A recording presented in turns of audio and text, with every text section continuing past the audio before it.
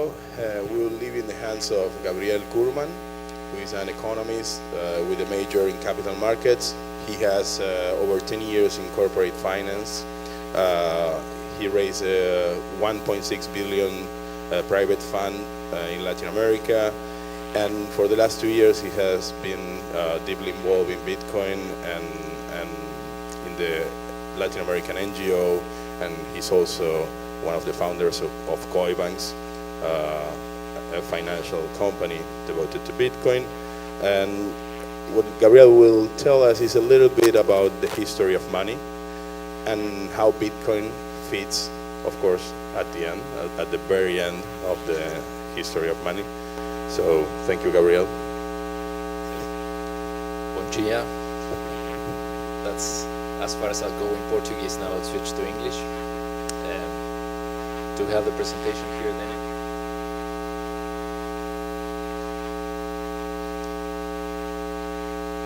So when we started talking with the Pinedo Neto team, with Rosina and Bruno, 7 months ago about organizing this conference, we wanted to make sure that we convey the message that Bitcoin as a technology is way more than just a currency, right? But as the currency feature is the first thing we've ever seen about Bitcoin, and probably Bitcoin is the best currency we've ever had, we thought it was a good idea to start the conference by refreshing a little bit the history of money, because there are some questions and myths that we don't question too often. It's good to review them before getting deeply into the Bitcoin story. So one of the first things that surprised me when I started getting together, putting this presentation together, is that there is no evidence that barter was the way that humans traded in human history. Actually, the mechanism how trade started and currencies and money was a little bit different. So the way it started, before we start, I would like to thank Wences from SAPO, who's a friend of the Latin American NGO and helped us put together some of these ideas. So the way it started was a little bit different. Let's say that 100,000 years ago, I would hunt a big buffalo, and someone from my tribe would come and say, "Hey, Gabriel, I've seen you just hunted a huge prey, and this is way too much for you and your family. Would you share half of it with me and my family?" And really it made sense, right? Because it was way too much, and we needed food in a couple of months. So that's how trade started, and that was the beginning of the first monetary system. It was not really good because it was very subjective, right? I had to memorize all my debts with the different members of my tribe and hope that they remember them as well in the future. But it lasted for 75,000 years. So far, it's been the longest monetary system that we've ever had. So, something to keep in mind. But then, something amazing happened. There was an innovation. Someone very clever had an idea. He came to me again 25,000 years ago. I said, "Gabriel, I've seen you hunted a huge buffalo." I said, "No, you again." No, but this time we'll do it differently, okay? You just give me half of your buffalo, and I'll give you these stone beads. I said, "I don't want the stone beads. What am I gonna do with them? I'm gonna eat them." I said, no, you're not understanding how it works. You just keep the beads, and in the future, when you want something from me, another half of a buffalo, some firewood, chickens, whatever, you just give me the beads back, and then I'll remember that I owe you something. It was a brilliant idea, because it only worked with the other members of the tribe. So I could just use these beads to give them to Diego, for instance. It was a great success. In a couple of 1,000 years, every single tribe or civilization in the world was using some kind of tool to register objectively their debts. Some tribes use seashells, some others use salt, any different kind of tools. They all shared 6 very important characteristics, of which the first one and most important was scarcity. Escassez, no? Portuguese, okay. They also had to be durable, of course. They cannot corrode over time. They had to be transportable, so you can trade. They had to be divisible, so you can use it for a buffalo or a chicken. They had to be recognizable by everybody, so you could trade freely with them. And fungible, of course, no? A bit had to be similar to another bit. It was a great invention, a great innovation. It lasted for 20,000 years. But then something happened. These tribes, these civilizations, started to travel, and they wanted to trade among themselves. But one tribe was using salt, another one was using stone bits, so they needed something else. And this is how 5,000 years ago, gold emerged as a general ledger, universal ledger. The most important feature that gold had was that it was universally and evenly scarce across the world. So, after this brief history of money, we can already identify a couple of myths that usually confuse or mislead us to wrong conclusions. So let's go over these three myths. The first one is that trade or currency, the need for currencies, did not start with barter. Actually, we created money because we needed to register credit and debts among ourselves over time. The second myth, and probably the most important one, is that money is not backed by anything, right? I know some people might say, well, the US dollar is backed by something. Some other people, maybe more familiar with the subject, will tell you that it was backed by gold until the 70s. But even that can mislead us and lead us to wrong conclusions, because that would imply that gold is actually backed by anything. And if you think about it, the intrinsic metallic value of gold is very little. Its real value comes from its scarcity and its uniqueness as universal ledger. For instance, when we use jewelry, when we give a gold ring to our girlfriend, we don't appreciate it because it's beautiful. We just appreciate gold because it represents power and wealth, given its scarcity worldwide. The third myth is that money is created or supported by governments. As we've seen before, currencies or money existed way before governments did. And they will continue to exist for as long as there is human interaction. It just fulfills a very basic human need. I know sometimes it's hard to understand the value of gold as a universal ledger. And the reason for that is that we do not use gold anymore in our daily basis. We use the US dollar, right? We've been using it for around 100 years.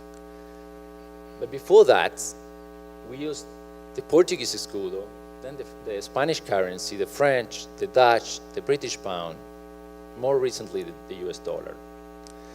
All of them for around 100 years. But none of them has proven to be even close as good as gold as a universal ledger to register debts among ourselves. And they all shared one problem in common: lack of scarcity. Let's see what has happened with the US dollar in the last 100 years. So when I was putting together this presentation, I found some other fancier charts, but I really like this one because we all can recognize the source. It's a Bloomberg chart, and for those in the back that cannot see, I'll just tell you what it says here. So in the peak in 1933, it's when it became forbidden for US citizens to hold gold, right? Why would you do that? I don't know. Maybe they had another ledger that was competing and was not as good. I don't know. But from 1933 until 2009, the US dollar lost 94% of its value. So it's not a very good ledger, but it's still the one we've been using for the last 100 years. Between the two arrows in the middle, which is the Bretton Woods period, it lost 56% of its value. But even more impressive is that since 1971, when Bretton Woods ended, it lost 81% of its value in 28 years. So it's hard to believe how we are still using, as general ledger, universal ledger, to register debts among ourselves, a currency that has been performing so poorly over time. And do you know why is this performance so bad? I guess it's lack of scarcity, right? So, I think we can say right now that so far we haven't found a ledger as good as gold, which is amazing if you think about it. That the best ledger that we have as human beings to register debts over time intertemporally is still gold. It's something as primitive as gold. It takes billions to be excavated from the ground to then be locked in safes underground again. It's hard to believe that with all the technology that we have, we just sent a probe to Pluto 2 weeks ago, right? But the only ledger that we can really trust is gold.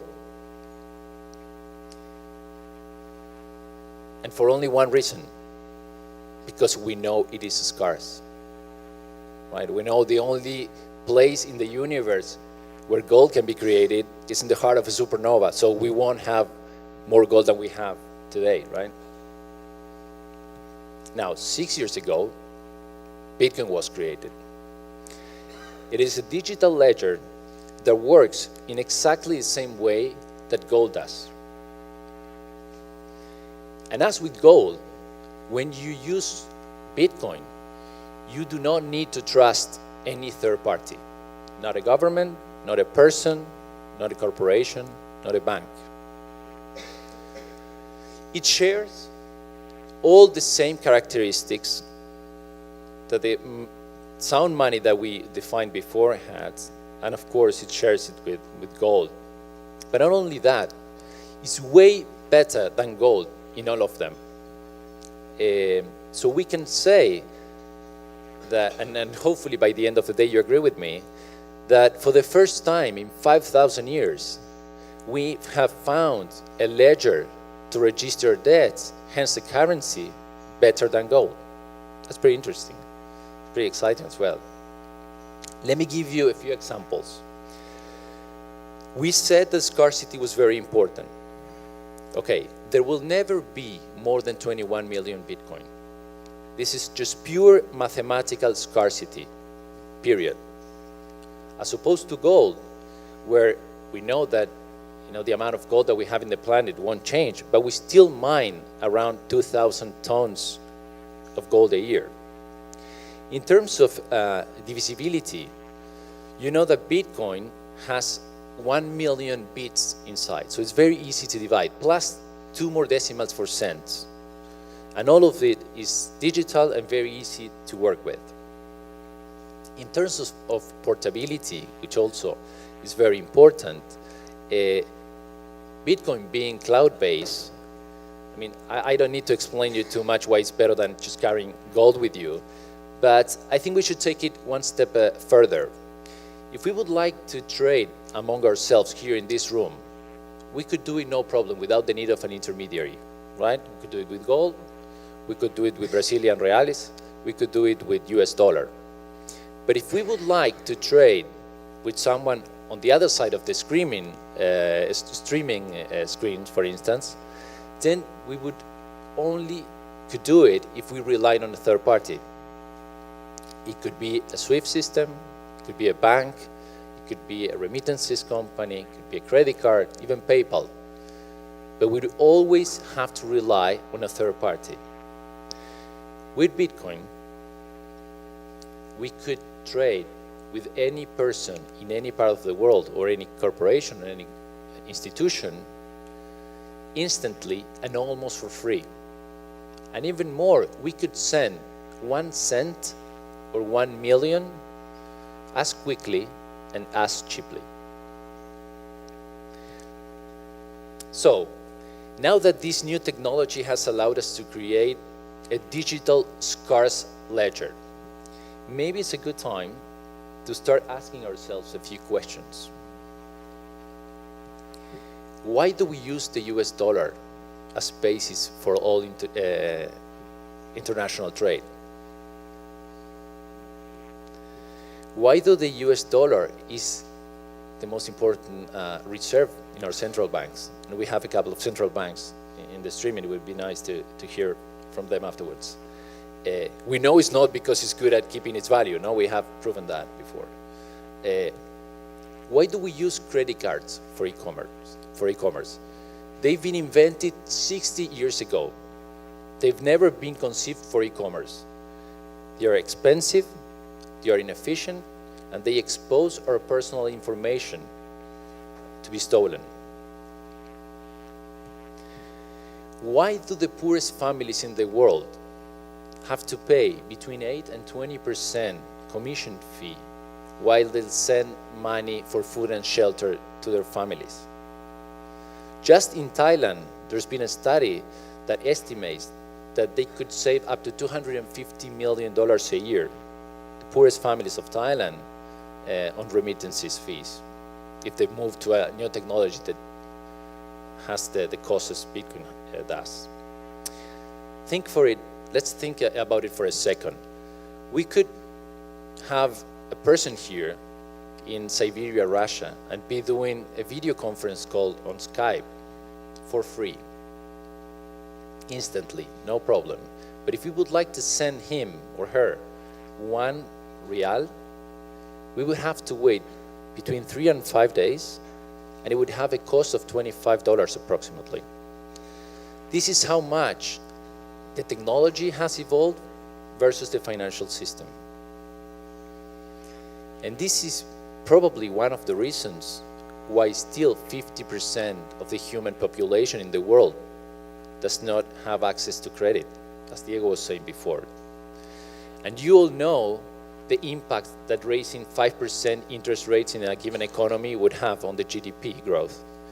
Imagine not having credit whatsoever.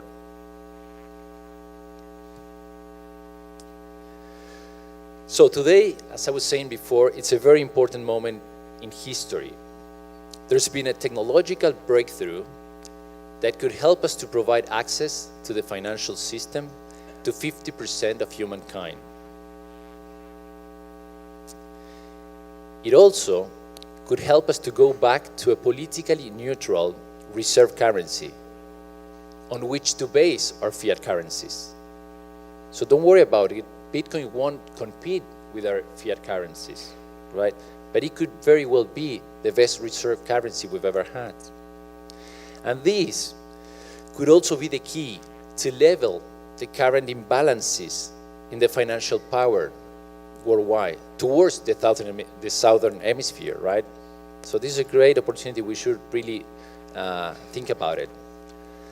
It's the first time in 5,000 years that we have a general ledger, universal ledger, to register our debts that is better than gold. And I deeply believe, and I'm very excited about this forum, because I think it's a unique opportunity to think among ourselves how to bring the benefits of this technology to Latin America. Thank you very much.